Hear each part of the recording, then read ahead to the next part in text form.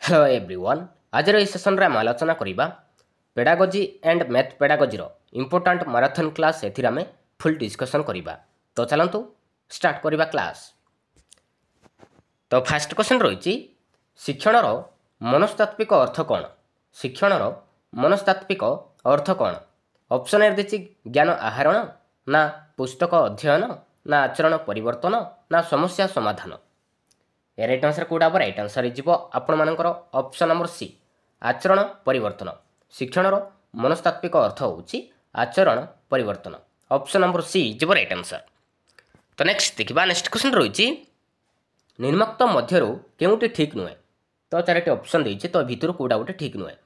Option A देछि अभिवृद्धि एक जैविक प्रक्रिया, बी रे देछि विकास एक परिमाणात्मक प्रक्रिया, सी देछि शिक्षा एक लक्ष्याभिमुखी प्रक्रिया, डी देछि शिक्षण एक आचरणगत प्रक्रिया।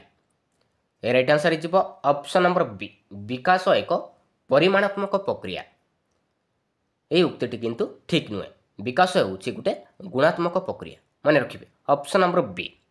तो नेक्स्ट देखिबा नेक्स्ट क्वेश्चन रही केउ परिवर्तन प्रक्रिया को शिक्षण कुआ जाय?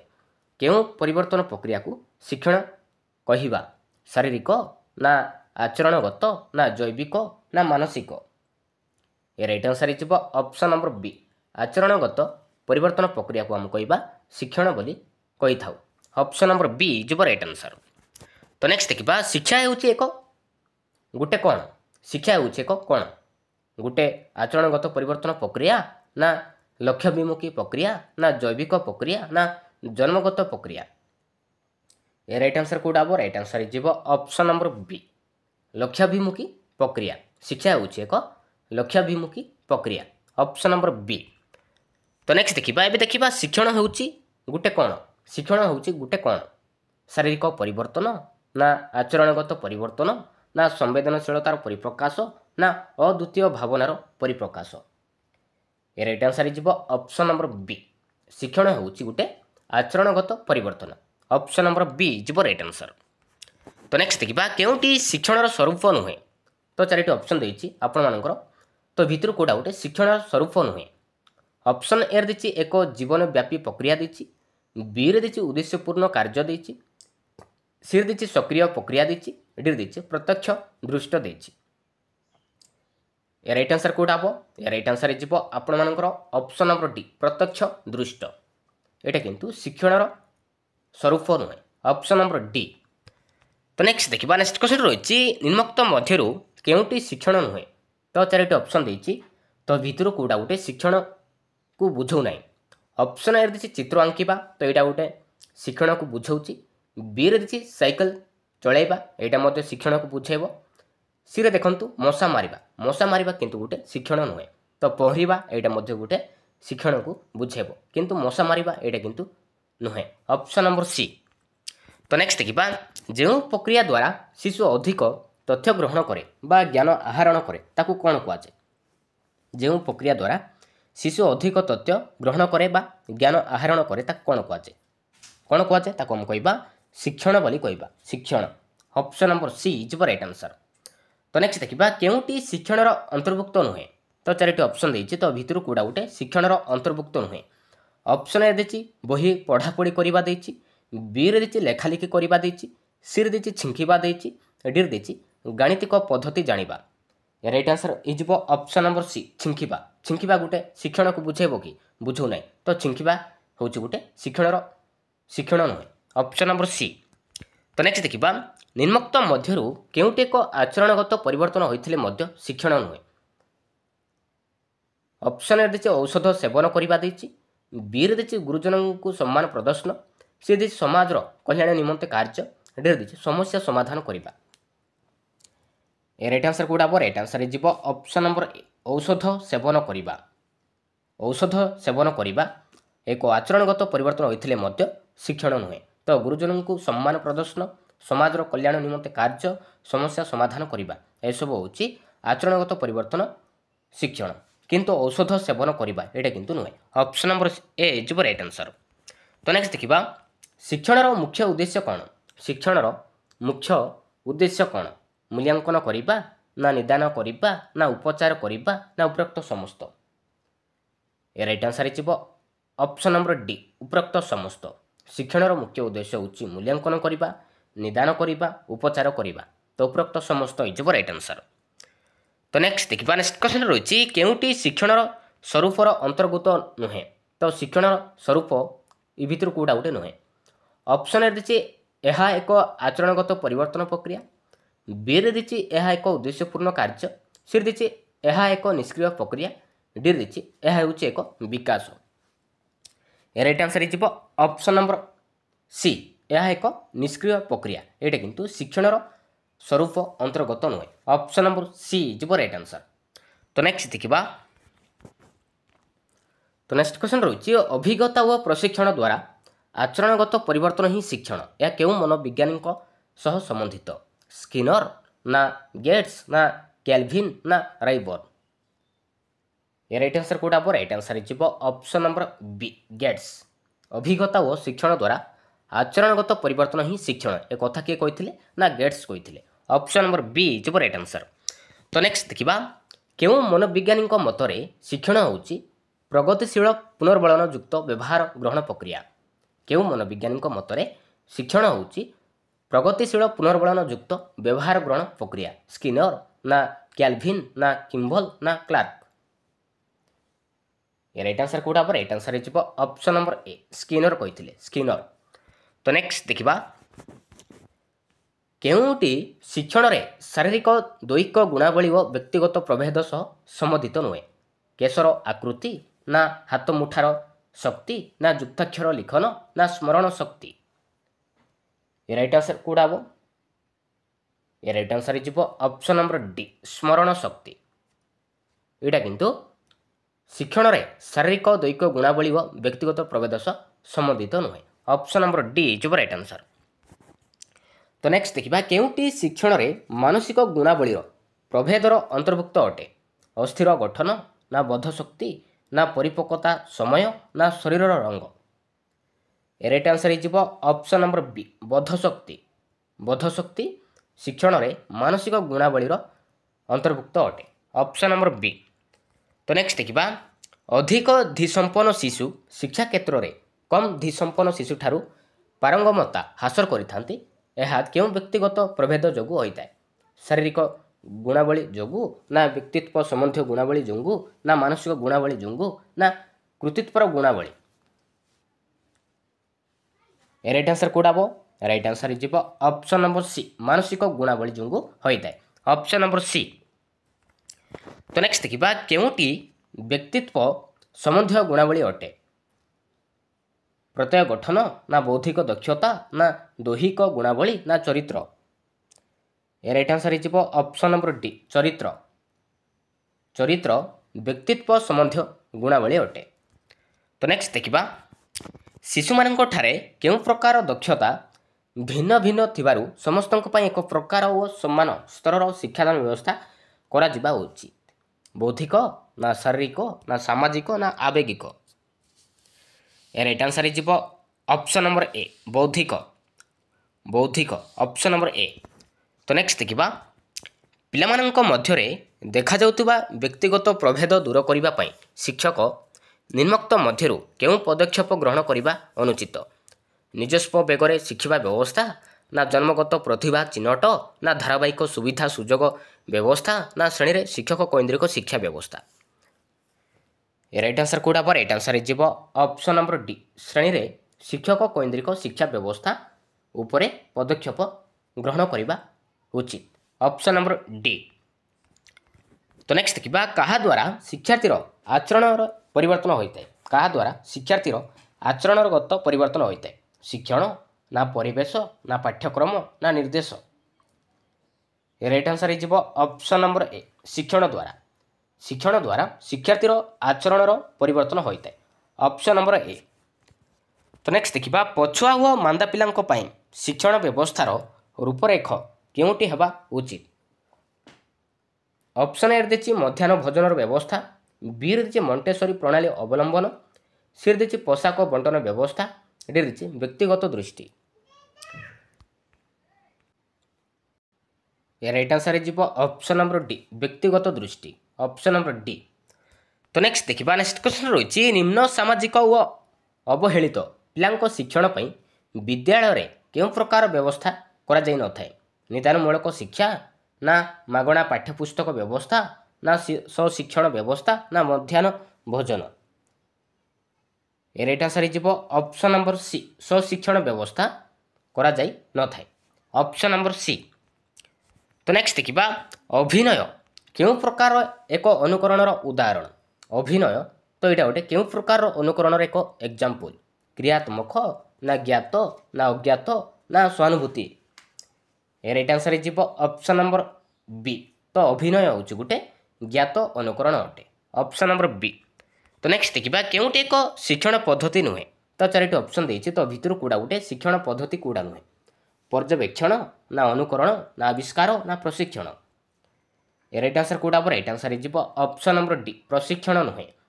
ପ୍ରଶିକ୍ଷଣ ଏକ ଶିକ୍ଷଣ ପଦ୍ଧତି ନୁହେଁ। ତ ପର୍ଯ୍ୟବେକ୍ଷଣ ହେଇଗଲା, ଅନୁକରଣ ହେଇଗଲା, ଆବିଷ୍କାର ହେଇଗଲା, ଏ ତିନୋଟି ହେଉଛି ଶିକ୍ଷଣ ପଦ୍ଧତି ଅଟେ, କିନ୍ତୁ ପ୍ରଶିକ୍ଷଣ ନୁହେଁ। ତ ନେକ୍ସଟ ଦେଖିବା ବ୍ୟକ୍ତି ନିଜର ଭୁଲରୁ ହିଁ ଶିଖେ। ବ୍ୟକ୍ତି ନିଜର ଭୁଲରୁ ହିଁ ଶିଖେ, ଏହା କେଉଁ ଶିକ୍ଷଣ ତତ୍ତ୍ୱ ଉପରେ ଆଧାରିତ? ଯାନ୍ତ୍ରିକ ଅନୁବନ୍ଧ, ନା ଅନ୍ତର୍ଦୃଷ୍ଟି, ନା ପ୍ରଯତ୍ନ ପ୍ରମାଦ, ନା ସାପେକ୍ଷ ପ୍ରତିବର୍ତ୍ତ? ରାଇଟ୍ ଆନ୍ସର କୋଉଟା ହେବ? ରାଇଟ୍ ଆନ୍ସର ହେଇଯିବ ଆପଣମାନଙ୍କର ଅପସନ୍ ନମ୍ବର ସି, ପ୍ରଯତ୍ନ ପ୍ରମାଦ। ପ୍ରଯତ୍ନ ପ୍ରମାଦ ତତ୍ତ୍ୱ ଉପରେ ଆଧାରିତ। Option number C. ତ ନେକ୍ସଟ ଦେଖିବା କେଉଁଟି ପେଶୀୟ କୌଶଳ ଭିତ୍ତିକ ଶିକ୍ଷଣର ଏକ ଉଦାହରଣ? ଅନୁକରଣ, ନା ମୁଖସ୍ଥୀକରଣ, ନା ଚିତ୍ରାଙ୍କନ, ନା ପର୍ଯ୍ୟବେକ୍ଷଣ? ରାଇଟ୍ ଆନ୍ସର କୋଉଟା ହେବ? ରାଇଟ୍ ଆନ୍ସର ହେଇଯିବ ଅପସନ୍ ନମ୍ବର ସି, ଚିତ୍ରାଙ୍କନ। ତ ଏଇଟା ହେଉଛି ଗୋଟେ ପେଶୀୟ କୌଶଳ ଭିତ୍ତିକ ଶିକ୍ଷଣର ଗୋଟେ ଏକ୍ଜାମ୍ପଲ। ତ ନେକ୍ସଟ ଦେଖିବା ଜଣେ ବ୍ୟକ୍ତି ଅନ୍ୟ ଜଣଙ୍କର କାର୍ଯ୍ୟକୁ ଅବିକଳ ନକଲ କଲେ ସେହି ପ୍ରକ୍ରିୟାକୁ କ'ଣ କୁହାଯାଏ? ଜଣେ ବ୍ୟକ୍ତି ଅନ୍ୟ ଜଣଙ୍କର କାର୍ଯ୍ୟକୁ ଅବିକଳ ନକଲ କଲେ ସେହି ପ୍ରକ୍ରିୟାକୁ କ'ଣ କୁହାଯାଏ? ପର୍ଯ୍ୟବେକ୍ଷଣ କୁହାଯାଏ, ନା ଅଭ୍ୟାସ କୁହାଯାଏ, ନା ଅନୁକରଣ କୁହାଯାଏ, ନା ପରୀକ୍ଷଣ କୁହାଯାଏ? ତାକୁ ଆମେ କହିବା ଅନୁକରଣ ବୋଲି କୁହାଯାଏ। ଅପସନ୍ ନମ୍ବର ସି ହେଇଯିବ ରାଇଟ୍ ଆନ୍ସର।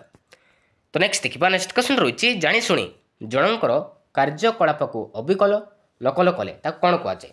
ଜାଣିଶୁଣି ଜଣଙ୍କର କାର୍ଯ୍ୟକଳାପକୁ ଅବିକଳ ନକଲ କଲେ ତାକୁ କ'ଣ କୁହାଯାଏ? ଅଜ୍ଞାତ ଅନୁକରଣ କୁହାଯାଏ, ନା ଜ୍ଞାତ ଅନୁକରଣ କୁହାଯାଏ, ନା କ୍ରିୟାତ୍ମକ ଅନୁକରଣ କୁହାଯାଏ, ନା ଅର୍ଥହୀନ ଅନୁକରଣ କୁହାଯାଏ? କ'ଣ କୁହାଯାଏ? ତାକୁ ଆମେ କହିବା ଜ୍ଞାତ ଅନୁକରଣ କୁହାଯାଏ। ଅପସନ୍ ନମ୍ବର ବି ହେଇଯିବ ରାଇଟ୍ ଆନ୍ସର। ତ ନେକ୍ସଟ ଦେଖିବା ତ ନେକ୍ସଟ କ୍ୱେଶ୍ଚନ୍ ରହିଛି କ୍ରିକେଟ ଖେଳାଳି ବ୍ୟାଟ୍ ଉଠାଇଲେ ଦର୍ଶକମାନେ ମଧ୍ୟ ଅନୁରୂପ ହାତ ଉଠାଇଥାନ୍ତି, ଏହା କେଉଁ ଅନୁକରଣର ଏକ୍ଜାମ୍ପଲ? ସହାନୁଭୂତି ସୂଚକ, ନା କ୍ରିୟାତ୍ମକ, ନା ଅର୍ଥହୀନ, ନା ଅଜ୍ଞାତ? ରାଇଟ୍ ଆନ୍ସର କୋଉଟା ହେବ? ରାଇଟ୍ ଆନ୍ସର ହେଇଯିବ ଅପସନ୍ ନମ୍ବର ବି। ତ ଏଇଟା ହେଇଯିବ କ୍ରିୟାତ୍ମକ ଅନୁକରଣ ଅଟେ। ଅପସନ୍ ନମ୍ବର ବି। ତ ନେକ୍ସଟ ଦେଖିବା ନେକ୍ସଟ କ୍ୱେଶ୍ଚନ୍ ରହିଛି ଆମ ରାଜ୍ୟରେ ପ୍ରାଥମିକ ସ୍ତର ପାଇଁ ଇଂରାଜୀ ବିଷୟରେ ଶିକ୍ଷକମାନଙ୍କୁ କେଉଁ ସଂସ୍ଥା ପ୍ରଶିକ୍ଷଣ ପ୍ରଦାନ କରାଯାଏ?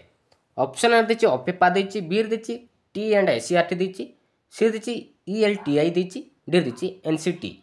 ରାଇଟ୍ ଆନ୍ସର କୋଉଟା ହେବ? ରାଇଟ୍ ଆନ୍ସର ହେଇଯିବ ଆପଣମାନଙ୍କର option number C, ELTI। Option number C. ତ ନେକ୍ସଟ ଦେଖିବା ନିମ୍ନୋକ୍ତ ପୁନର୍ମିଳନ ଗୁଡ଼ିକ ମଧ୍ୟରୁ କେଉଁଟି ଅନ୍ୟମାନଙ୍କ ଠାରୁ ଅଲଗା? ପିଠି ତାପୁଡ଼ାଇବା, ନା ପ୍ରଶଂସା କରିବା, ନା ପୁରସ୍କାର ଦେବା, ନା ଭୁଲ ବାଛିବା? ରାଇଟ୍ ଆନ୍ସର ହେଇଯିବ ଅପସନ୍ ନମ୍ବର ଡି, ଭୁଲ ବାଛିବା। ତ ଏଇ ତିନୋଟି ଠାରୁ ଅଲଗା ଅଛି। Option number D. ତ ନେକ୍ସଟ ଦେଖିବା ନିମ୍ନୋକ୍ତ ଆଚରଣ ଗୁଡ଼ିକ ମଧ୍ୟରୁ କେଉଁଟି ସାପେକ୍ଷ ପ୍ରତିବର୍ତ୍ତ ମତବାଦ ସହ ସମ୍ପୃକ୍ତ ନୁହେଁ? ତ ଚାରିଟି ଅପସନ୍ ଦେଇଛି, ତ ଭିତରୁ କୋଉଟା ଗୋଟେ ସାପେକ୍ଷ ପ୍ରତିବର୍ତ୍ତ ମତବାଦ ସହ ସମ୍ପୃକ୍ତ ନୁହେଁ? ଅପସନ୍ ଏ ଦେଇଛି ନିର୍ଦ୍ଦିଷ୍ଟ ସମୟରେ ମଶା କାମୁଡ଼ିଲେ ମାରିଦେବା, ବିରେ ଦେଇଛି ପ୍ରଶ୍ନ ପଚାରିବା ପୂର୍ବରୁ ଶିଶୁ ଭୟଭୀତ ହେବା, ସିରେ ଦେଇଛି ଖଟା ଦେଖିଲେ ପାଟିରୁ ଲାଳ ବହିବା, ଡିରେ ଦେଇଛି କଣ୍ଟା ଦେଖିଲେ ପାଦ ଉପରକୁ ଉଠିବା? ରାଇଟ୍ ଆନ୍ସର ହେଇଯିବ ଅପସନ୍ ନମ୍ବର ବି, ପ୍ରଶ୍ନ ପଚାରିବା ପୂର୍ବରୁ ଶିଶୁ ଭୟଭୀତ ହେବା। ଏଇଟା କିନ୍ତୁ ସାପେକ୍ଷ ପ୍ରତିବର୍ତ୍ତ ମତବାଦ ସହ ସମ୍ପୃକ୍ତ ନୁହନ୍ତି। ଅପସନ୍ ନମ୍ବର ବି। ତ ନେକ୍ସଟ ଦେଖିବା ଶିକ୍ଷଣ ହେଉଛି ଡ୍ୟାସ୍ ଗୋଟେ ଶାରୀରିକ ପରିବର୍ତ୍ତନ, ନା ଆଚରଣ, ନା ସମ୍ବେଦନଶୀଳତା ପରିବର୍ତ୍ତନ, ନା ଅଦ୍ୱିତୀୟ ଭାବନାର ପରିପ୍ରକାଶ? ରାଇଟ୍ ଆନ୍ସର ହେଇଯିବ ଅପସନ୍ ନମ୍ବର ବି, ଆଚରଣ ପରିବର୍ତ୍ତନ। ଶିକ୍ଷଣ ହେଉଛି ଗୋଟେ ଆଚରଣ ପରିବର୍ତ୍ତନ। ଅପସନ୍ ନମ୍ବର ବି। ତ ନେକ୍ସଟ ଦେଖିବା କେଉଁଟି ସମାପନମୂଳକ ପ୍ରଶ୍ନ ପ୍ରସ୍ତୁତିର ନିୟମ ଅଟେ? ତ ଚାରିଟି ଅପସନ୍ ଦେଇଛି, ତ ଭିତରୁ କୋଉଟା ଗୋଟେ ସମାପନମୂଳକ ପ୍ରଶ୍ନ ପ୍ରସ୍ତୁତିର ନିୟମ ଅଟେ? ଅପସନ୍ ଏରେ ଦେଇଛି ଠିକ୍ ଭୁଲ ସମାନ ଥାଏ, ବିରେ ଦେଇଛି ଅନିର୍ଦ୍ଦିଷ୍ଟ ଅର୍ଥ ପ୍ରକାଶ କରୁଥିବା ବାକ୍ୟ ଦିଆଯିବ ନାହିଁ, सी रही वाक्य बा उक्ति संभावना उपरे लेखाजिब ना डी रही वाक्य गुड़िक साधारणतः क्वचित व्यवहृत हेब नहीं। यार राइट आंसर हो ऑप्शन नंबर बी अनिर्दिष्ट अर्थ प्रकाश करुवा वाक्य दिज्व ना। ये किंतु समापनमूलक प्रश्नर नियम अटे। Option number B. तो नेक्स्ट देखिए शिक्षार्थी मानकर निर्दिष्ट शिक्षण दुर्बलता मूल्यांकन द्वारा क्यों मूल्यांकन द्वारा जना पड़े। शिक्षार्थी मानकर निर्दिष्ट शिक्षण दुर्बलता क्यों मूल्यांकन द्वारा जना पड़े। ये राइट आंसर कौटा हम राइट आंसर हो ऑप्शन नंबर डी नैदानिक नैदानिक मूल्यांकन द्वारा जना पड़ी था। Option number D. तो नेक्स्ट देखिए 90 ରୁ 110 बुद्धियांक थिबा पिलांको किभଳି बुद्धिया कुआजे। 90 ରୁ 110 बुद्धियांक थिबा पिलांको किभଳି बुद्धिया कुआजे। सामान्य बुद्धि ना श्रेष्ठ बुद्धि ना बेसी बुद्धि ना साधारण बुद्धि कहिबा। ए राइट आंसर कौटा हम राइट आंसर हो ऑप्शन नंबर डी साधारण बुद्धि कुआजे। Option number D.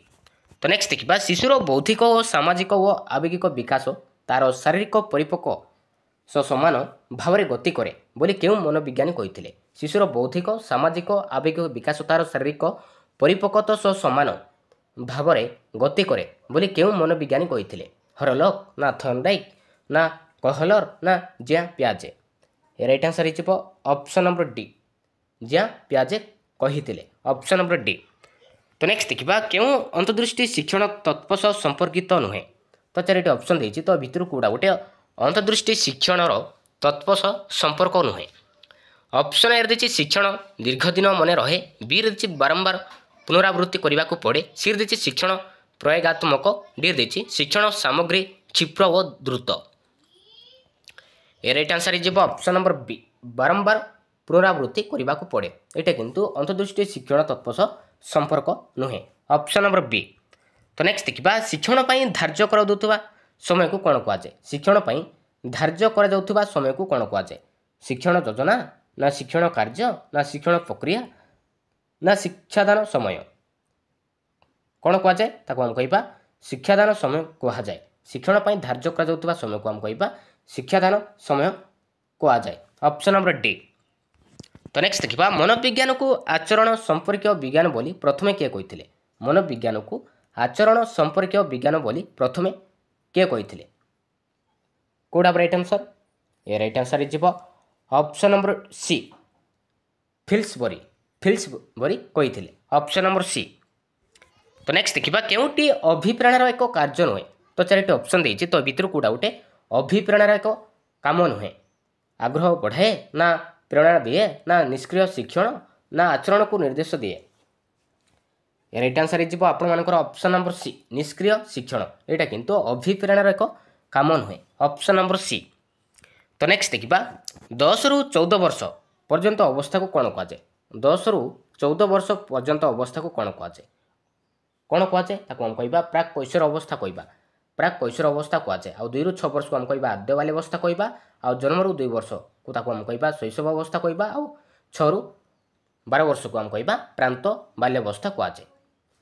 तो नेक्स्ट देखिए क्यों पद्धति द्वारा शिक्षक और शिक्षार्थीर कौन सी परिस्थिति विषय रे अनुध्यान करिथांती। क्यों पद्धति द्वारा शिक्षक और शिक्षार्थीर कौन सी परिस्थिति विषय रे अनुध्यान करिथांती। साक्षात्कार ना स्वपरीक्षण ना व्यक्ति अध्ययन ना पर्यवेक्षण। राइट आंसर हो ऑप्शन नंबर डी पर्यवेक्षण। पर्यवेक्षण पद्धति द्वारा शिक्षक और शिक्षार्थीर कौन सी परिस्थिति विषय रे अनुध्यान करिथांती। तो नेक्स्ट देखिए केउटी आवेग सह संपर्कित नुहे। तो चार ऑप्शन देती तो भितर कौटा गोटे आवेग नुहे। राइट आंसर कौटा हम राइट आंसर हो ऑप्शन नंबर डी सहिष्णुता। यहाँ किंतु आवेग नुहे। तो हिर्षा होगला क्रोध होगला स्नेह होगला विरक्ति भय एसबू गोटे गोटे आवेग। तो नेक्स्ट देखिए जो क्रीडार शिशु निज इच्छा अनुसार कार्य करें ना से क्रीड़ा को कौन कहुए। जो क्रीडार शिशु निज इच्छा अनुसार कार्य करें ना से क्रीड़ा को कौन कहुए। कौन कहुए हम कह नियंत्रित क्रीड़ा बोली कह नियंत्रित क्रीड़ा। Option number C. तो नेक्स्ट देखिए समस्या समाधान सूत्र क्यों शक्ति अधिक प्रयोग कराए। समस्यार समाधान सूत्र क्यों शक्ति अधिक प्रयोग करा जाए। चिंता शक्ति ना कल्पना शक्ति ना ज्ञान शक्ति ना स्मरण शक्ति। राइट आंसर हो ऑप्शन नंबर बी कल्पना शक्ति समस्या समाधान सूत्र पर अधिक प्रयोग करा जायते ऑप्शन नंबर बी। तो नेक्स्ट देखिबा अमृत चिंतन करिबा पई व्यक्ति जेते परिमाण रे समर्थ से सेते परिमाण रे बुद्धिया अटे यह के कहिथिले राइट आंसर हो ऑप्शन नंबर डी टर्मन कहिथिले ऑप्शन नंबर डी। तो नेक्स्ट देखिबा एक साधारण मानकीकृत बुद्धि परीक्षण रे एक साधारण मानकीकृत बुद्धि परीक्षण रे जो शिक्षार्थी मानक बुद्धियांक 170 किंबा तदूर्ध ताकू कि प्रकार शिक्षार्थी कहुए कि प्रकार शिक्षार्थी कहवा ताकू आम कहवा प्रतिभाशाली शिक्षार्थी कहुए राइट आंसर हो ऑप्शन नंबर सी। तो नेक्स्ट देखिबा केउटी दृश्य श्राव्य उपकरण नुहे तो 4टी ऑप्शन देछि तो भितर कोडा गोटे दृश्य श्राव्य उपकरण नुहे टेलीविजन देछि टेप रेकर्डर देछि चलचित्र देछि नाटक अभिनय देछि ए राइट आंसर कोडा हो ए राइट आंसर हो option number B tape recorder एटा किंतु दृश्य श्राव्य उपकरण नुहे दृश्य श्राव्य उपकरण माने देखि परिबा सुनी मध्य परिबा ताको हम कहबा दृश्य श्राव्य उपकरण। तो टेप रेकर्डर केवल श्राव्य उपकरण तो टेलीविजन चलचित्र नाटक अभिनय ये तीनोटी हूँ दृश्य श्राव्य उपकरण। तो नेक्स्ट देखिबा शिक्षादान शिक्षण क्षेत्र में केउटी शिक्षा साधन सामग्रीर उपयोगर आवश्यकता सूचाऊँच ऑप्शन ए दी शिक्षक शिक्षादान दक्षता बढ़ाए बी रे दी प्रसंग विश्लेषण करने सुजोग सृष्टि करे सी दी शिक्षण पर शिक्षार्थी मान मनरे आग्रह बढ़ाए डी दी शिक्षक शिक्षार्थी संपर्क बढ़ाए ए राइट आंसर हो ऑप्शन नंबर सी शिक्षण पर शिक्षार्थी मान मनरे आग्रह बढ़ाई थाए राइट आंसर हो ऑप्शन नंबर सी।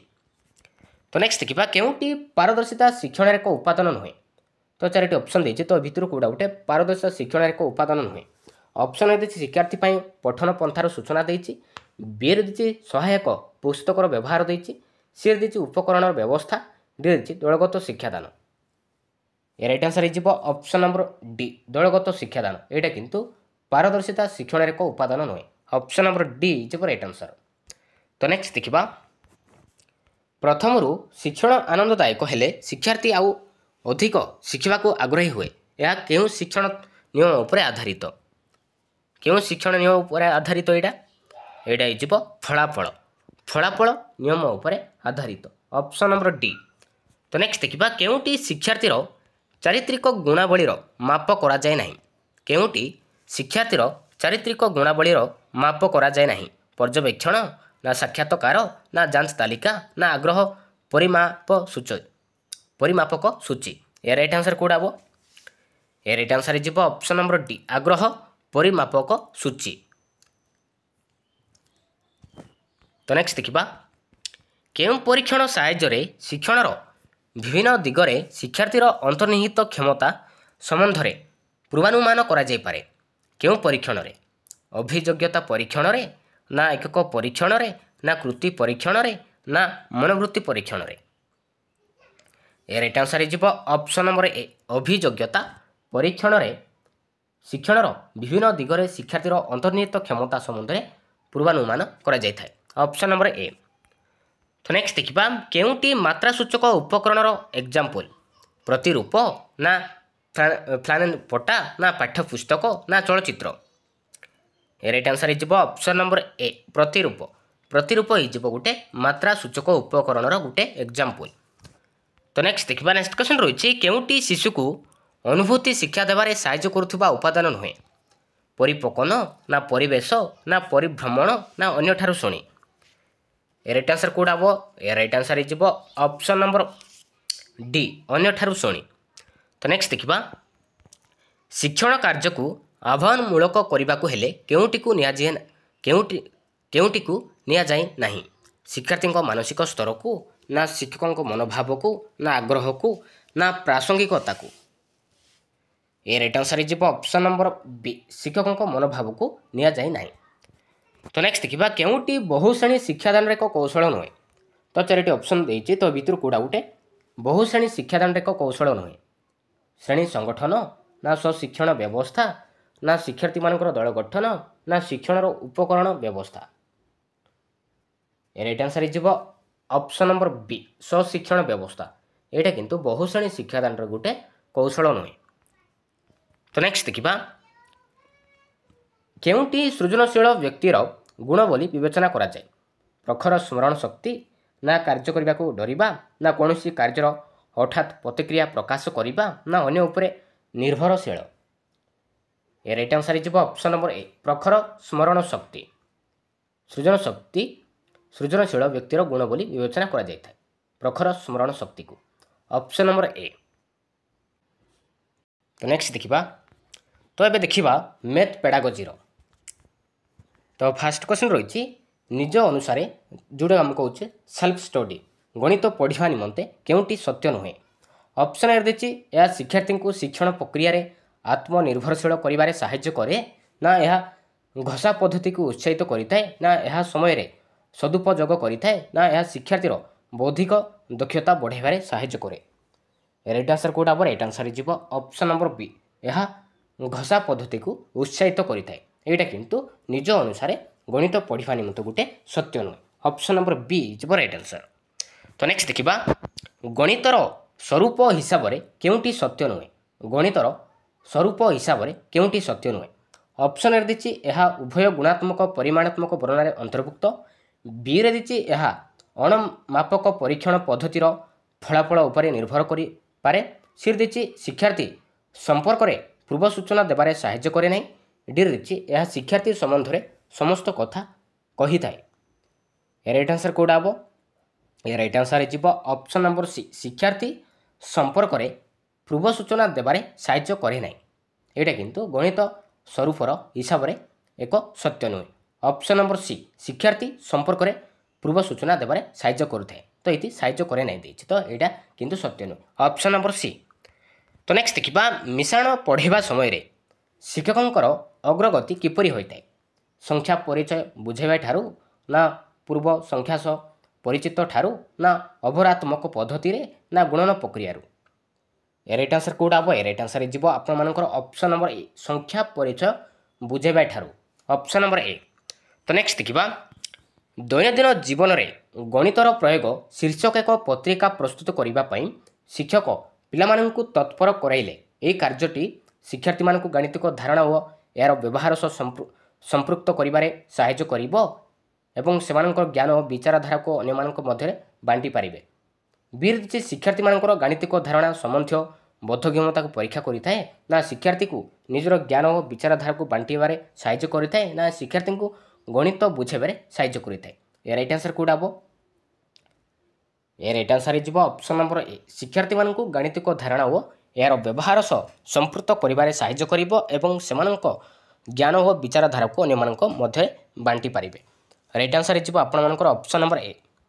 ତ ନେକ୍ସଟ ଦେଖିବା ନେକ୍ସଟ କ୍ୱେଶ୍ଚନ୍ ରହିଛି ଆସନ, ରୁମାଲ, ହାତ ବ୍ୟାଗ୍ ଇତ୍ୟାଦି ପ୍ରସ୍ତୁତ କରିବାରେ ଗଣିତ ଶିକ୍ଷାର କେଉଁ ସ୍ୱରୂପ ବ୍ୟବହୃତ ହୋଇଥାଏ? ନିର୍ଦ୍ଦିଷ୍ଟତା, ନା ସଂକ୍ଷିପ୍ତତା, ନା ସଂରଚନା, ନା ଉପରୋକ୍ତ ସମସ୍ତ। ଏ ରାଇଟ୍ ଆନ୍ସର ଯିବ ଅପସନ୍ ନମ୍ବର ସି, ସଂରଚନା। ସଂରଚନା ସ୍ୱରୂପରେ ବ୍ୟବହୃତ ହୋଇଥାଏ। Option number C. ତ ନେକ୍ସଟ ଦେଖିବା କୌଣସି ସମସ୍ୟା ସମାଧାନର କେତୋଟି ପନ୍ଥା ଥିବା ସମ୍ଭବ? କୌଣସି ସମସ୍ୟା ସମାଧାନର କେତୋଟି ପନ୍ଥା ଥିବା ସମ୍ଭବ? ଗୋଟିଏ, ନା ଦୁଇଟି, ନା ଅସଂଖ୍ୟ, ନା ଆଦୌ ନଥିବ। ଏ ରାଇଟ୍ ଆନ୍ସର ଯିବ ଅପସନ୍ ନମ୍ବର ସି, ଅସଂଖ୍ୟ। ଅସଂଖ୍ୟ ଥିବା ସମ୍ଭବ କୌଣସି ସମସ୍ୟାର ସମାଧାନ କରିବାକୁ ହେଲେ। Option number C. ତ ନେକ୍ସଟ ଦେଖିବା ଖାଲି ଘରେ ଠିକ୍ ଚିତ୍ର କର। ତ ଏଇଟା ଗୋଟେ କେଉଁ ପ୍ରକାର ପରୀକ୍ଷଣକୁ ସୂଚାଉଛି? ନିର୍ଦ୍ଦିଷ୍ଟତାକୁ, ନା ସଂକ୍ଷିପ୍ତତାକୁ, ନା ନିର୍ଦ୍ଦିଷ୍ଟ କର୍ମକୁ, ନା ସଂରଚନାକୁ। ଏ ରାଇଟ୍ ଆନ୍ସର ଯିବ ଅପସନ୍ ନମ୍ବର ଡି, ସଂରଚନାକୁ ସୂଚାଉଛି। Option number D. ତ ନେକ୍ସଟ ଦେଖିବା ସଂକ୍ଷିପ୍ତତା ହେଉଛି ବୁଦ୍ଧି ଓ ଧୀଶକ୍ତି ଆତ୍ମା। ଏହା କିଏ କହିଥିଲେ? ସଂକ୍ଷିପ୍ତତା ହେଉଛି ବୁଦ୍ଧି ଓ ଧୀଶକ୍ତିର ଆତ୍ମା। ଏକଥା କିଏ କହିଥିଲେ? ଏ ରାଇଟ୍ ଆନ୍ସର କେଉଁଟା ହେବ? ଏ ରାଇଟ୍ ଆନ୍ସର ଯିବ ଅପସନ୍ ନମ୍ବର ଏ, ସେକ୍ସପିୟର କହିଥିଲେ। Option number A. ତ ନେକ୍ସଟ ଦେଖିବା ଗଣିତରେ ପଢ଼ାଯାଉଥିବା ପ୍ରସଙ୍ଗ ସବୁ କେଉଁପରି ସଜାଯାଇଥାଏ? ଗଣିତରେ ପଢ଼ାଯାଉଥିବା ପ୍ରସଙ୍ଗକୁ କେଉଁପରି ସଜାଯାଇଥାଏ? ନିର୍ଦ୍ଦିଷ୍ଟ କ୍ରମରେ, ନା ସରଳରୁ ଜଟିଳ କ୍ରମରେ, ନା ଜ୍ଞାତରୁ ଅଜ୍ଞାତ କ୍ରମରେ, ନା ଉପରୋକ୍ତ ସମସ୍ତ କ୍ରମରେ। ଏ ରାଇଟ୍ ଆନ୍ସର ଯିବ ଅପସନ୍ ନମ୍ବର ଡି, ଉପରୋକ୍ତ ସମସ୍ତ କ୍ରମରେ ସଜାଯାଇଥାଏ। तो नेक्स्ट देखा निम्नलिखित मध्यरु केउटी गणितर एक प्रकृति नुहे तो चारोटी ऑप्शन देछि तो भितर कोडा गोटे गणितर प्रकृति नुहे संरचना देछि व्याख्याकरण देछि संक्षिप्तता देछि निर्दिष्ट कर्म देछि राइट आंसर इजिबो ऑप्शन नंबर बी व्याख्याकरण किंतु गणितर एक प्रकृति नुहे ऑप्शन नंबर बी। तो नेक्स्ट देखा एक वृत्त लेखरे प्रत्येक तथ्य केउथिरे सज्जीकरण करा जायते वृत्त खंडरू ना वृत्तरू ना अर्धवृत्तरू ना वृत्त कलारू राइट आंसर इजिबो ऑप्शन नंबर डी वृत्त कलारू ऑप्शन नंबर डी वृत्त कला।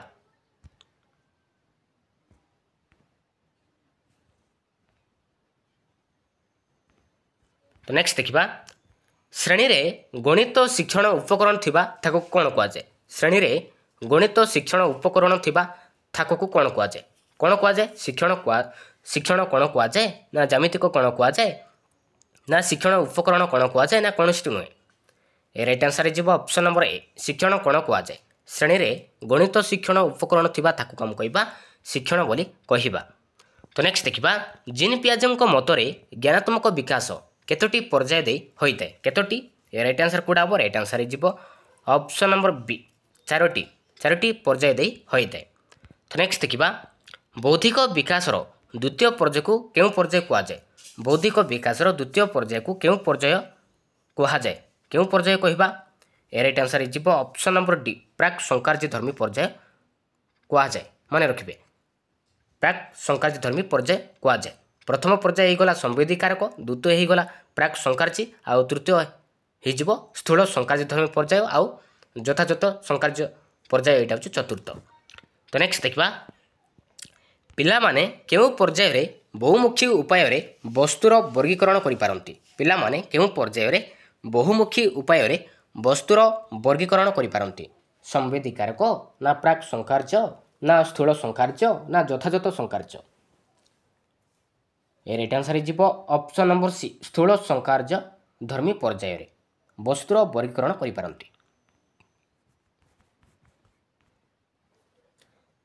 तो नेक्स्ट देखा पिलामानंकर समस्या समाधान मूलक दक्षता केउ पर्याय रे वृद्धि पाइताय पिलामानंकर समस्या समाधान मूलक दक्षता केउ पर्याय रे वृद्धि पाइताय प्राक संकार्य ना स्थूल संकार्य ना यथायथ ना उपरोक्त समस्त राइट आंसर कोडा हो राइट आंसर इजिबो ऑप्शन नंबर सी यथायथ संकार्य धर्मी पर्याय रे समस्या समाधान मूलक दक्षता वृद्धि पाइताय ऑप्शन नंबर सी।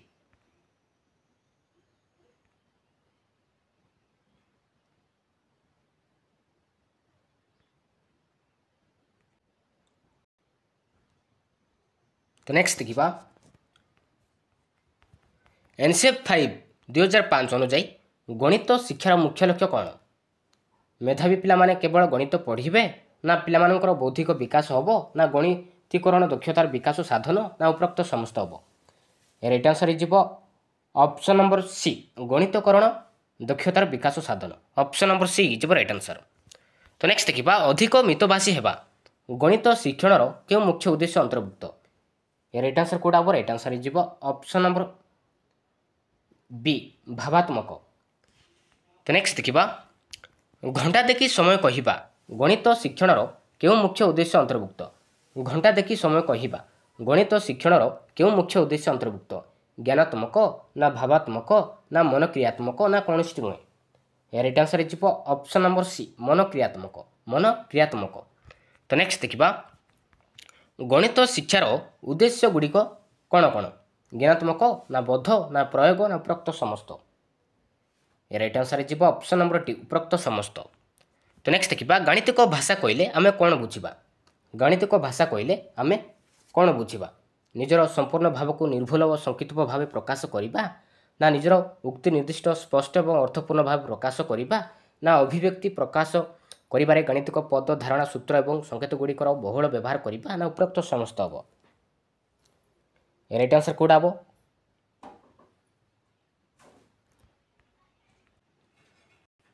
राइट आंसर इजिबो ऑप्शन नंबर ए निजर संपूर्ण भाव को निर्भुल और संक्षिप्त भाव प्रकाश करिबा ऑप्शन नंबर ए। तो नेक्स्ट देखा कौन सी एक पदार्थ को 5 समान भाग करी 2 भाग निगला ये उक्ति को सांकेतिक भाव 2 4/5 ରୂପେ ଜଣେ ଛାତ୍ର ଲେଖିପାରିଲେ ଏଥିରୁ ଛାତ୍ରଟି ସମ୍ବନ୍ଧରେ କ'ଣ ଜଣାଗଲା? ଅପସନରେ ଦେଇଛି ସାଙ୍କେତିକ ଚିହ୍ନକୁ ଉକ୍ତିରେ ପ୍ରକାଶ କରିପାରୁଛି, ନା ଗାଣିତିକ ଉକ୍ତିକୁ ସାଙ୍କେତିକ ରୂପେ ପ୍ରକାଶ କରିପାରୁଛି, ନା ଭଗ୍ନ ସଂଖ୍ୟାର ଲବହ ହରକୁ ଚିହ୍ନି ପାରୁଛି, ନା ପରିମାଣ ସଂଖ୍ୟା ସମ୍ପର୍କରେ ବୁଝିପାରୁଛି। ରାଇଟ୍ ଆନ୍ସର ହେଇଯିବ ଅପସନ୍ ନମ୍ବର ବି, ଗାଣିତିକ ଉକ୍ତିକୁ ସାଙ୍କେତିକ ରୂପେ ପ୍ରକାଶ କରିପାରୁଛି। ଅପସନ୍ ନମ୍ବର ବି। ତ ନେକ୍ସଟ ଦେଖିବା, କେଉଁ କାରଣରୁ ପାଠ୍ୟକ୍ରମରେ ଗଣିତ ଶିକ୍ଷା ଏକ ସ୍ୱତନ୍ତ୍ର ଓ ସମ୍ମାନଜନକ ସ୍ଥାନ ଅଧିକାର କରିଛି? ବ୍ୟବହାରିକ, ନା ସାମାଜିକ, ନା ଅନ୍ତର୍ନିହିତ, ନା ଉପରୋକ୍ତ ସମସ୍ତ? ରାଇଟ୍ ଆନ୍ସର ହେଇଯିବ ଅପସନ୍ ନମ୍ବର ଡି, ଉପରୋକ୍ତ ସମସ୍ତ।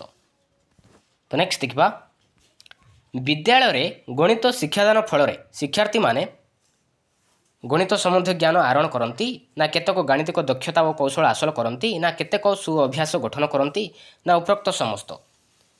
ରାଇଟ୍ ଆନ୍ସର ହେଇଯିବ ଅପସନ୍ ନମ୍ବର ଡି, ଉପରୋକ୍ତ ସମସ୍ତ। ତ ନେକ୍ସଟ ଦେଖିବା, କେଉଁଟି ଗଣିତର ଏକ ପ୍ରକୃତି ସ୍ୱରୂପ? ତ 4ଟି ଅପସନ୍ ଦେଇଛି, ତ ଭିତରୁ କେଉଁଟା ଗୋଟେ ଗଣିତର ପ୍ରକୃତି ସ୍ୱରୂପ? ନିର୍ଦ୍ଦିଷ୍ଟତା, ନା ସଂକ୍ଷିପ୍ତତା, ନା ନିର୍ଦ୍ଦିଷ୍ଟ କର୍ମ, ନା ଉପରୋକ୍ତ ସମସ୍ତ? ତ ଏଇଟା ମଧ୍ୟ ଉପରୋକ୍ତ ସମସ୍ତ ହେବ। ତ ନେକ୍ସଟ ଦେଖିବା, ଭଗବାନ ବିଶ୍ୱକୁ ଯେଉଁ ଭାଷାରେ ଲେଖିଛନ୍ତି ତାହା ହେଉଛି ଗଣିତ, ଏ ଉକ୍ତିଟି କାହାର? କାହାର? ଏ ରାଇଟ୍ ଆନ୍ସର କେଉଁଟା ହେବ? ଏ ଉକ୍ତିଟି ହେଉଛି ଗାଲିଲିଓଙ୍କର। Option number C. ତ ନେକ୍ସଟ ଦେଖିବା, କେଉଁଟି ଗଣିତର ସ୍ୱରୂପ ନୁହେଁ? ତ 4ଟି ଅପସନ୍ ଦେଇଛି, ତ ଭିତରୁ କେଉଁଟା ଗୋଟେ ଗଣିତର ସ୍ୱରୂପ ନୁହେଁ? ଏ ରାଇଟ୍ ଆନ୍ସର ହେଇଯିବ ଅପସନ୍ ନମ୍ବର ବି, ବ୍ୟାଖ୍ୟାକରଣ ନୁହେଁ। ତ ନେକ୍ସଟ ଦେଖିବା, ଗଣିତରେ ପଢ଼ାଯାଉଥିବା ପ୍ରସଙ୍ଗକୁ କିପରି ସଜାଯାଇଥାଏ? କିପରି ସଜାଯାଇଥାଏ? ରାଇଟ୍ ଆନ୍ସର ହେଇଯିବ ଅପସନ୍ ନମ୍ବର ଡି, ଉପରୋକ୍ତ ସମସ୍ତ ଭାବରେ ସଜାଯାଇଥାଏ। ତ ନେକ୍ସଟ ଦେଖିବା, ବିଜ୍ଞାନ ଜଗତର ରାଣୀ ବୋଲି କାହାକୁ କୁହାଯାଏ? ବିଜ୍ଞାନ ଜଗତର ରାଣୀ ବୋଲି କାହାକୁ କୁହାଯାଏ? କାହାକୁ କୁହାଯାଏ? ରାଇଟ୍ ଆନ୍ସର ହେଇଯିବ ଅପସନ୍ ନମ୍ବର ସି, ଗଣିତକୁ। ଗଣିତକୁ କହିବା ଆମେ ବିଜ୍ଞାନର ଜଗତ ରାଣୀ ବୋଲି କୁହାଯାଏ। Option number C. ତ ନେକ୍ସଟ ଦେଖିବା, ସଂକ୍ଷିପ୍ତତା ହେଉଛି ବୁଦ୍ଧି ଓ ଧୀଶକ୍ତି ଆତ୍ମା, ଏ ଉକ୍ତିଟି କାହାର? ଏ ଉକ୍ତିଟି ହେଉଛି ସେକ୍ସପିୟରଙ୍କର। ଅପସନ୍ ନମ୍ବର ବି।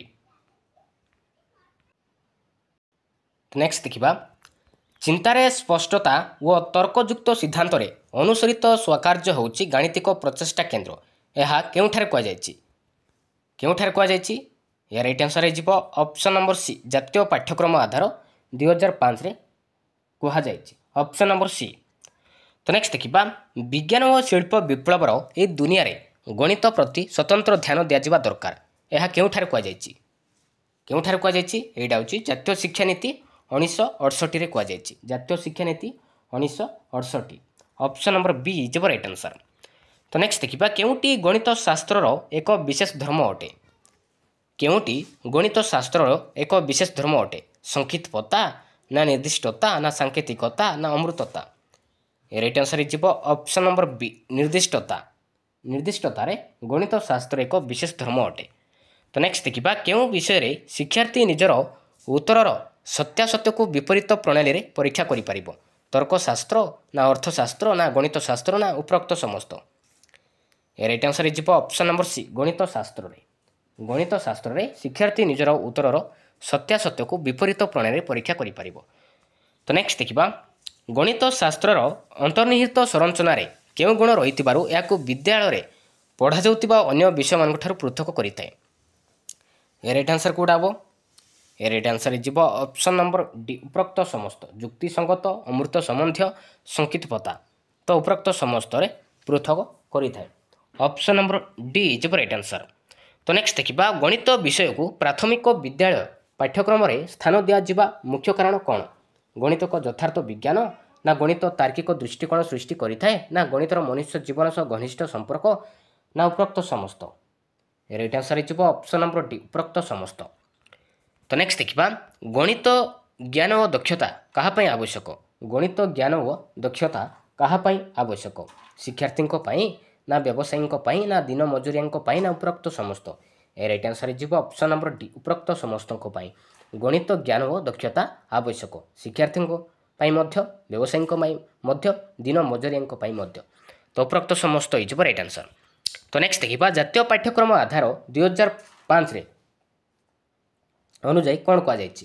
ଗଣିତ କେତେକ ବଛା ବଛା ଶିକ୍ଷାର୍ଥୀଙ୍କୁ ଶିକ୍ଷା ଦିଆଯିବା ଉଚିତ, ନା ଗଣିତର ଦକ୍ଷତା ଆହରଣ କରିବା ସବୁ ଶିକ୍ଷାର୍ଥୀଙ୍କ ପାଇଁ ବାଧ୍ୟତାମୂଳକ ନା ଗଣିତ ଶିକ୍ଷା ଦେବା ପାଇଁ ପ୍ରଥମେ ସେମାନଙ୍କର ପରୀକ୍ଷଣ କରାଯିବା ଉଚିତ ନା ଦୁର୍ବଳ ଶିକ୍ଷାର୍ଥୀଙ୍କ ପାଇଁ ଅଲଗା ଗଣିତ ପାଠ୍ୟକ୍ରମ ହେବା ଉଚିତ।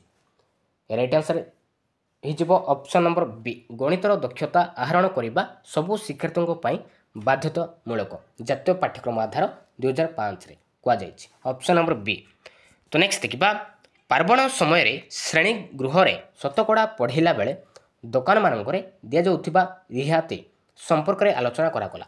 ଶ୍ରେଣୀ ଗୃହରେ ଏହି ପ୍ରକାର ଆଲୋଚନା ଶିକ୍ଷାର୍ଥୀମାନଙ୍କ ଅନ୍ୟମାନଙ୍କ ମତାମତ ଶୁଣିବାରେ ସାହାଯ୍ୟ କରିବା ସହ ନିଜର ଯୁକ୍ତି ଉପସ୍ଥାପନ କରିବା ପାଇଁ ଉତ୍ସାହିତ କରିଥାଏ ନା ଏଡ଼ାଇ ଯିବା ଉଚିତ ଯେହେତୁ ଏହା ଶ୍ରେଣୀରେ ବିଶୃଙ୍ଖଳା ସୃଷ୍ଟି କରିବା ସହ ଅନ୍ୟମାନଙ୍କୁ ବିରକ୍ତିକର ହୋଇଥାଏ ନା ଶିକ୍ଷାର୍ଥୀମାନଙ୍କୁ ସେମାନଙ୍କ ତାର୍କିକ ଦକ୍ଷତା ବିକାଶ କରିବାରେ ସାହାଯ୍ୟ କରିଥାଏ ନା ଗରମାଗରମ ଯୁକ୍ତିତର୍କ ସୃଷ୍ଟି କରିବା ସହ ଶ୍ରେଣୀର ବାତାବରଣ ସାହାଯ୍ୟ କରିଥାଏ। ରାଇଟ୍ ଆନ୍ସର କେଉଁଟା ହେବ? ରାଇଟ୍ ଆନ୍ସର ହେଇଯିବ ଅପସନ୍ ନମ୍ବର ଏ। ଶିକ୍ଷାର୍ଥୀମାନଙ୍କୁ ଅନ୍ୟମାନଙ୍କ ମତାମତ ଶୁଣିବାରେ ସାହାଯ୍ୟ କରିବା ସହ ନିଜର ଯୁକ୍ତି ଉପସ୍ଥାପନ କରିବା ପାଇଁ ଉତ୍ସାହିତ କରିଥାଏ। ରାଇଟ୍ ଆନ୍ସର ହେଇଯିବ ଅପସନ୍ ନମ୍ବର ଏ। ତ ନେକ୍ସଟ ଦେଖିବା ସଂରଚନାଙ୍କୁ ଚିହ୍ନିବା ଓ ତାହାକୁ ପୂରଣ କରିବା ପ୍ରାଥମିକ ସ୍ତରରେ ଗଣିତ ପାଠ୍ୟକ୍ରମର ଏକ ଅତ୍ୟାବଶ୍ୟକ ଅଂଶ ଯେହେତୁ ଏହା ଗୋଟିଏ ଶିକ୍ଷାର୍ଥୀ ମଧ୍ୟରେ ସୃଜନଶୀଳତା ଓ ସୁନ୍ଦର ଗୁଣ ବୃଦ୍ଧି କରିଥାଏ ନା ଶିକ୍ଷାର୍ଥୀମାନଙ୍କୁ ପ୍ରତିଯୋଗିତାମୂଳକ ପରୀକ୍ଷା ପାଇଁ ପ୍ରସ୍ତୁତ କରିଥାଏ ନା ସୁଡୁକୁ ସମସ୍ୟା ସମାଧାନ କରିବାରେ ସାହାଯ୍ୟ କରିଥାଏ ନା ଶିକ୍ଷାର୍ଥୀର ସୃଜନଶୀଳତା ବୃଦ୍ଧି କରିବା ସହ ସେମାନଙ୍କୁ ସଂଖ୍ୟା ଓ ସାଂଖ୍ୟିକ ପ୍ରକ୍ରିୟାର ନିୟମଗୁଡ଼ିକୁ ବୁଝିବାରେ ସହାୟକ ହୋଇଥାଏ। ରାଇଟ୍ ଆନ୍ସର କେଉଁଟା ହେବ? ରାଇଟ୍ ଆନ୍ସର ହେଇଯିବ ଅପସନ୍ ନମ୍ବର ଡି। ଶିକ୍ଷାର୍ଥୀର ସୃଜନଶୀଳତା ବୃଦ୍ଧି କରିବା ସହ ସେମାନଙ୍କୁ ସଂଖ୍ୟା ଓ ସାଂଖ୍ୟିକ ପ୍ରକ୍ରିୟାର ନିୟମଗୁଡ଼ିକ ବୁଝିବାରେ ସହାୟକ ହୋଇଥାଏ। ତ ନେକ୍ସଟ ଦେଖିବା କେଉଁଟି ଗଣିତ ଶିକ୍ଷା ଅନ୍ତର୍ନିହିତ ସଂରଚନା ନୁହେଁ? ତ ଚାରିଟି ଅପସନ୍ ଦେଇଛି ତ ଭିତରୁ କେଉଁଟା ଗୋଟେ ଗଣିତର ଶିକ୍ଷା ଅନ୍ତର୍ନିହିତ ସଂରଚନା ନୁହେଁ? ରାଇଟ୍ ଆନ୍ସର କେଉଁଟା ହେବ? ରାଇଟ୍ ଆନ୍ସର ହେଇଯିବ ଅପସନ୍ ନମ୍ବର ବି। ବିଶ୍ଳେଷଣ ଓ ସଂଶ୍ଳେଷଣ ଏଇଟା କିନ୍ତୁ ନୁହେଁ। ତ ନେକ୍ସଟ ଦେଖିବା କେଉଁଟି ଏକ ପର୍ଯ୍ୟବେକ୍ଷଣ କୌଶଳ ଅଟେ? ତ ଚାରିଟି ଅପସନ୍ ଦେଇଛି ତ ଭିତରୁ କେଉଁଟା ଗୋଟେ ପର୍ଯ୍ୟବେକ୍ଷଣର କୌଶଳ ଅଟେ? ମାନକୀକୃତ ପରୀକ୍ଷଣ ନା ରେଟିଂ ସ୍କେଲ ନା ସାକ୍ଷାତକାର ନା ପ୍ରଶ୍ନଗୁଚ୍ଛ?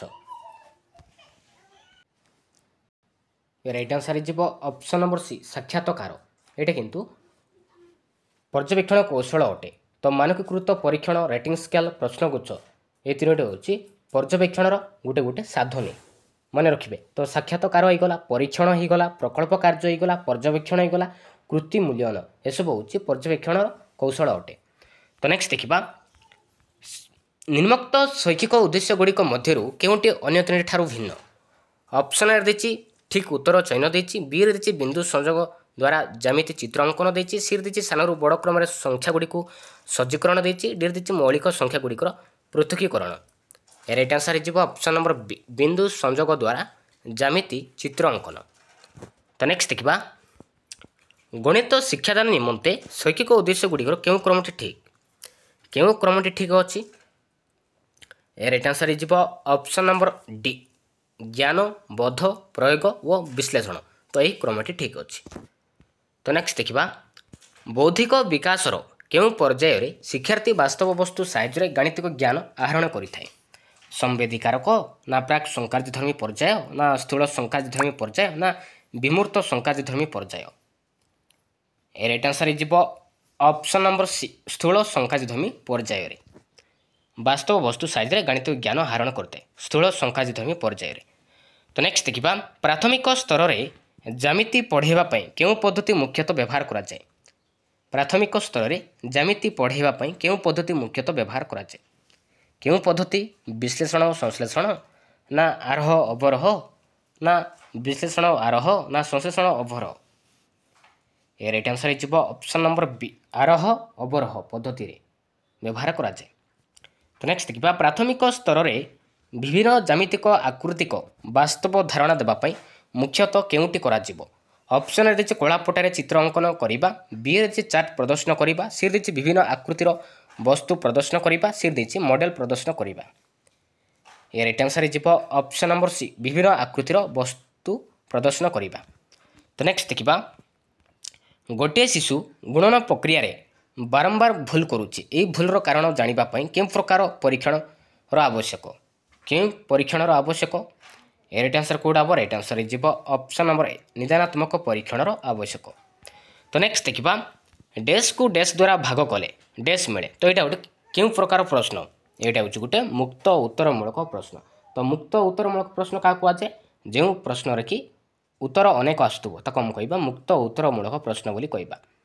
तो नेक्स्ट देखिए नेक्स्ट क्वेश्चन रही गणित पाठ्यक्रम दृष्टिकोण केउटी अन्य ठारू भिन्न गणित मेला ना गणित प्रकल्प ना गणित क्लब ना गणित क्विज।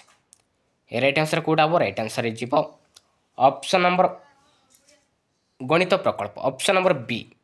तो नेक्स्ट देखिए उच्च प्राथमिक श्रेणी में ज्यामितिक उपपाद्य परीक्षण पद्धति शिक्षा दि जाए एठारे शिक्षण गति किपरि होता है राइट आंसर हो ऑप्शन नंबर डी निर्दिष्ट साधारण होता है निर्दिष्ट साधारण। तो नेक्स्ट देखिए गणित शिक्षा द्वारा शिशुर केउं गुणर विकास घटी है गणित शिक्षा द्वारा शिशुर केउं गुणर विकास घटी है राइट आंसर कौटा हम राइट आंसर हो ऑप्शन नंबर टी उपरोक्त समस्त श्रृंखलित आचरण विकास घटी सड्डीकरण दक्षता संक्षिप्त अभिव्यक्ति एसबू गुणर विकास घटी है उपरोक्त समस्त इज राइट आंसर। तो नेक्स्ट देखिए गणित शिक्षादान निमंते प्रस्तुत पाठ योजना केउटी न थाए राइट आंसर कौटा हम राइट आंसर हो ऑप्शन नंबर ए वार्षिक कार्य दिवस रे न थाए ऑप्शन नंबर ए। तो नेक्स्ट देखिए जड़े शिक्षक ज्यामिति शिक्षादान रे प्रामाण्यरू आरंभ करी दत्तरे पहुँचले से शिक्षादान निमंते केउं पद्धति अवलंबन कले हारह ना अवरह ना विश्लेषण ना संश्लेषण एडा हो विश्लेषण पद्धति रे अवलंबन कले option number C is right answer. तो नेक्स्ट देखिए गणित पाठ आरंभ रे शिक्षार्थी कौन शिखिता गणित पाठ आरंभ रे शिक्षार्थी कौन शिखिता है राइट आंसर कौटा हम राइट आंसर हो ऑप्शन नंबर ए 1 ठारू 10 पर्यंत संख्या डाकिबा। तो नेक्स्ट देखिए केउटी प्राथमिक स्तर रे ज्यामिति शिक्षार उद्देश्य। तो 4टी ऑप्शन देछि तो भितर कौटा गोटे प्राथमिक स्तर ज्यामितिक शिक्षार उद्देश्य ऑप्शन ए ज्यामितिक चित्र पर्यवेक्षण बी ज्यामितिक चित्र पर्यवेक्षण युक्तिमूलक प्रमाण देछि सी देछि ज्यामितिक चित्रर संज्ञा निरूपण डी देछि ज्यामितिक चित्र गुड़िकर ठीक अंकन राइट आंसर कौटा हम राइट आंसर हो ऑप्शन नंबर ए ज्यामितिक चित्रर पर्यवेक्षण ऑप्शन नंबर ए।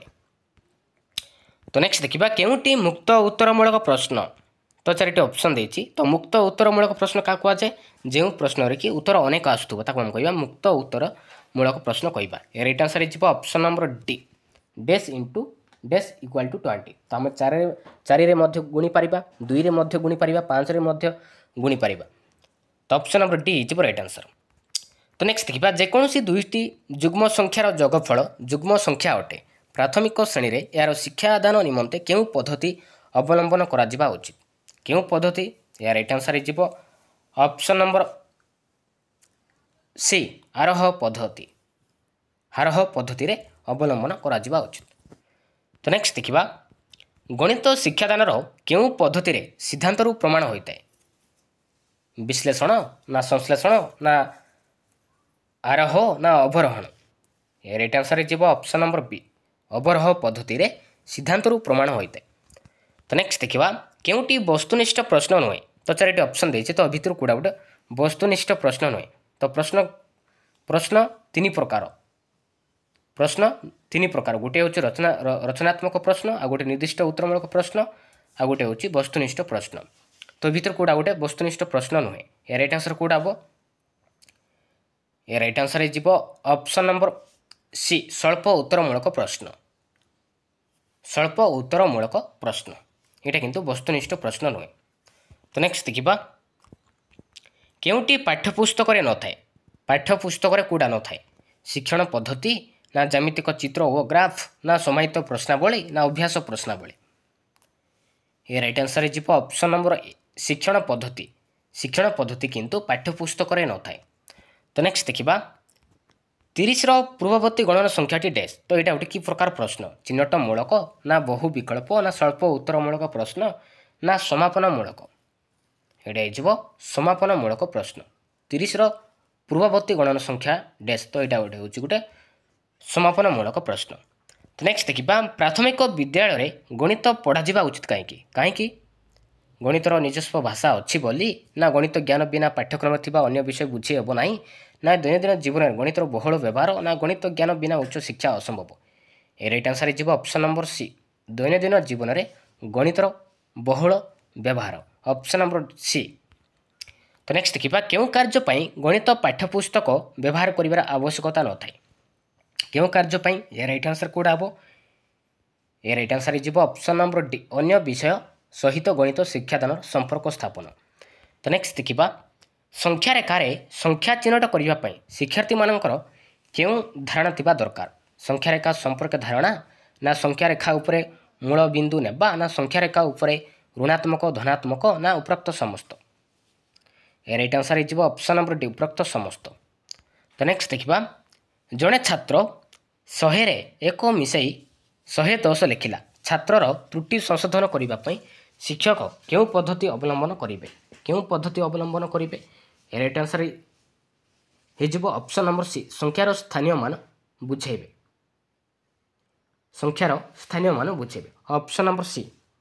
तो नेक्स्ट देखिए गणित शिक्षादान क्यों दक्षताटी प्राक प्राथमिक स्तर में हासिल हो न थाए ए राइट आंसर कौटा हम राइट आंसर हो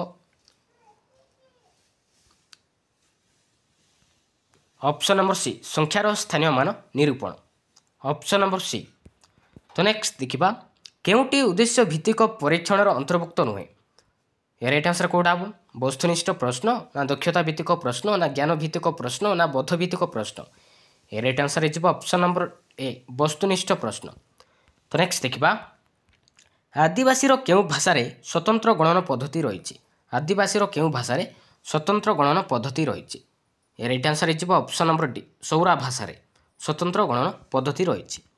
तो नेक्स्ट देखिए गणित द्वारा शिक्षार्थीर क्यों शक्ति अधिक विकसित होता है क्यों शक्ति ए राइट आंसर हो ऑप्शन नंबर ए चिंतन शक्ति अधिक विकसित होता है।